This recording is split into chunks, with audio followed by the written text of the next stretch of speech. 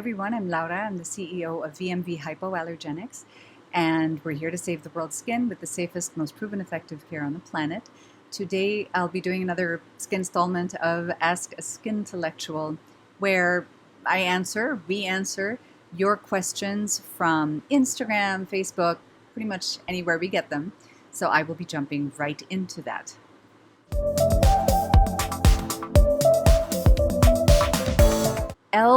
L1288 is asking for a lotion or cream that we recommend for hands that help relieve itchiness or redness. For red, itchy hands, our Red Better Calm the Heck Down Balm is a great option. It's precisely made for that. It's a non-steroidal anti-inflammatory that will lessen the redness and calm down the itching and the inflammation. The itching is probably from the inflammation.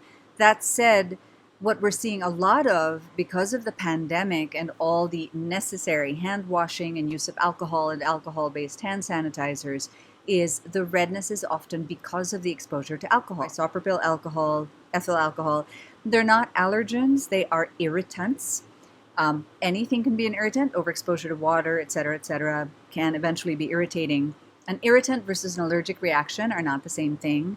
And we have a nice post on that on vmvinskin.com. The alcohols we normally think of for disinfection are usually not allergens. There are some alcohols that are waxy and non-drying, like lanolin, that are actually allergens. Anyway, it's a little complicated. We do have videos and articles about that can be helpful.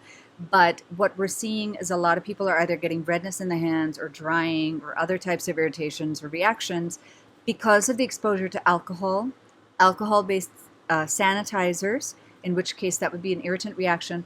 If the alcohol or the alcohol-based sanitizers also contain allergens like fragrance or dyes, that could be at play too. In which case, we always say try to find what is the cause, what is causing the redness, because you can't just keep applying something to lessen the redness. The goal would be to prevent the redness from starting to begin with.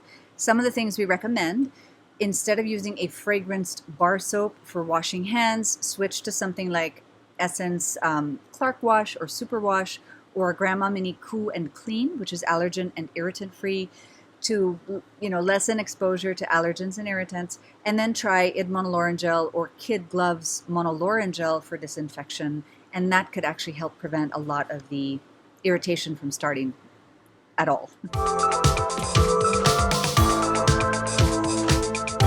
Okay, so Hijopi, who I know has watched our live streams, is writing not a question, but I love all caps the entire Be Everything line. I have them all heart, heart, heart. In which case, heart, heart, heart, back to you. That's just not a question, but really awesome. Keeps this going, especially with time so hard now and all of us dealing with different things. So thank you so much.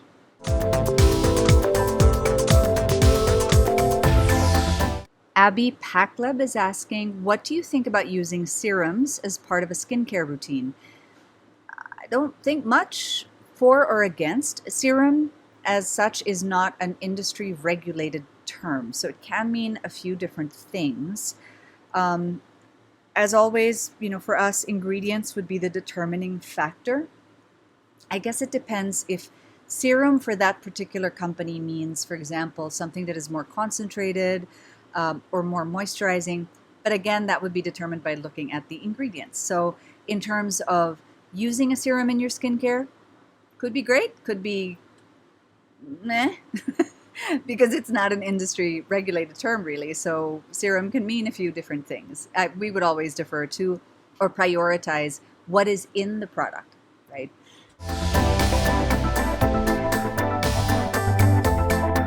Okay, Dr. Sanjana 9, no questions, just loving your cleanser. I could get used to this. We love the questions and we'll always be here for the questions, but Skinthusiasm is always welcome too. So thank you, Doctor, very, very much. Yeah, we're thrilled. There's nothing like Skinthusiasm to keep us going. This is why we exist, so thank you.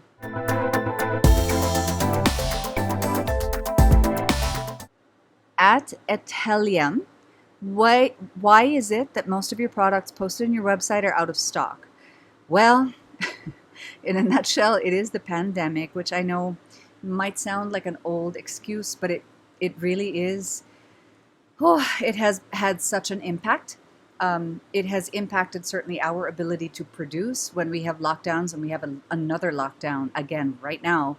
We are prohibited from manufacturing in as many shifts as we normally do. So if our manufacturing goes from, say, 100% to a third of that to, in full lockdown, almost zero, we just can't get the stocks out. And the pandemic has also really hit our suppliers, not just in terms of their ability to operate, but also shipping. There's a huge shipping crisis. So I am very, very sorry. I can assure you that there is no more top priority for us than getting stocks out there. But that is the truth. That is really what we're dealing with.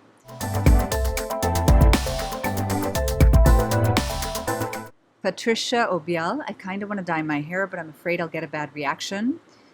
That is not a fear without basis. Is there a safe way to do it?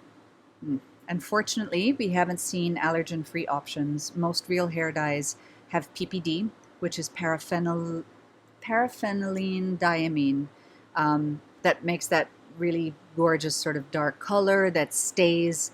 Henna can be an option, but it doesn't stay. And henna is really sort of a reddish, coppery, almost rusty color.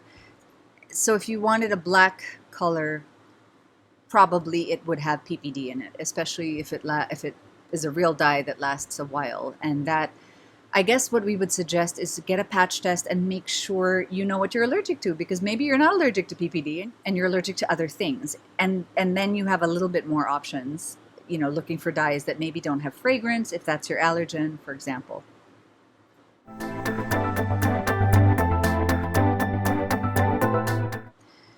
Tomas Serafina is asking a question I really think is super interesting. How much sunscreen should we really be using, even for reapplications? And I think this is such a great question because I don't think people it's not such common knowledge, right? SPF testing is usually done with about 2 milligrams of product per centimeter square, which is about a shot glass full of sunscreen. If you know what a shot glass looks like, for the body, and about 2/3 of a teaspoon for the face and the neck. And I don't know about you guys, but it's a lot of sunscreen, and most people don't tend to apply that amount, which is the amount that is used for testing. Most people apply as little as 20 to 50% of that, right? Which can lessen the SPF. An SPF of 15 actually gives you very high protection against UVB. We're just talking about UVB here. We're not even talking about UVA or infrared or visible light, which is blue light, right? We're talking about SPF.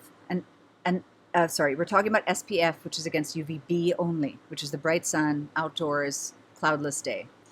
An SPF of 15 will give you really high protection against UVB, about 98% or so. And there's a really nice study that was published in the British Journal of Dermatology, if I'm not mistaken, that shows applying less than that shot glass full on the body and 2/3 teaspoon on the face can cut the SPF values by a lot, by as much as 50% or less. So using a higher SPF can actually really help you keep a higher SPF throughout your use, throughout you being outdoors. The American Academy of Dermatology and most dermatological societies still agree reapplications, especially when you're outdoors and it's a bright sunny day, even in say sunset, right? And there's water, you get water glare, or skiing. It doesn't have to be hot necessarily. Skiing gives you snow glare as well, and you're closer to the sun if you're on the mountains. You should be reapplying every hour or two, and after water immersion and after toweling off.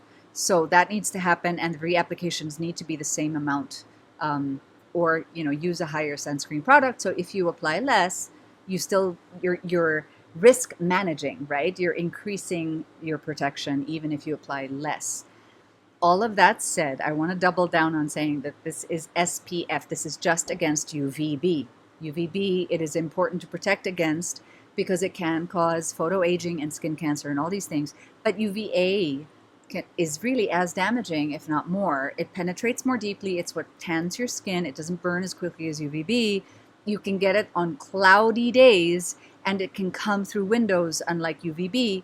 It can cause immunosuppression, skin cancer, etc. So you would need a sunscreen that's not just a high SPF, but also a good UVA or PFA protection factor. And if you work indoors and you're concerned about melasma, hyperpigmentation, and radiation over time, what that might do to your skin and your health, then we would also recommend visible light protection and infrared protection if you cook or in a sauna exposed to heat. That is it for this edition of Ask A Skintellectual. As a reminder, we are VMV Hypoallergenics. We make the safest, most proven effective care on the planet, and how we do that is through allergen omission. We remove all or as many as possible of the top contact allergens, and we have a grading system that you can see right at the front of our products that shows you how many allergens are not in a product, and if there is one, which one it is, because it is highly unlikely that you will patch test positive to all allergens. So you can see right away, even if there's an allergen included, if it's not one of your allergens that you patch tested positive to, you should be able to still use the product. And in terms of efficacy, we publish our clinical trials and clinical studies. Thanks to my mother, we have about 80 that are published, and she has a few hundred. But so yeah, we take safety and efficacy very seriously. Please remember to like us on Instagram and follow us on Facebook, and to subscribe to our YouTube channel and check out our blog, vmvinskin.com, which has lots of helpful information. And if you would like to shop our products, all validated hypoallergenic, a lot with monolaurin and our organic first cold-pressed, clinically published virgin coconut oil, you can do so at vmvhypoallergenics.com internationally and vmvhypoallergenics.ph in the Philippines. Otherwise, let us know what you thought. If you have any other questions, and certainly share this video, with those nearest and dearest to you. Take care, everyone. Have a skintastic day.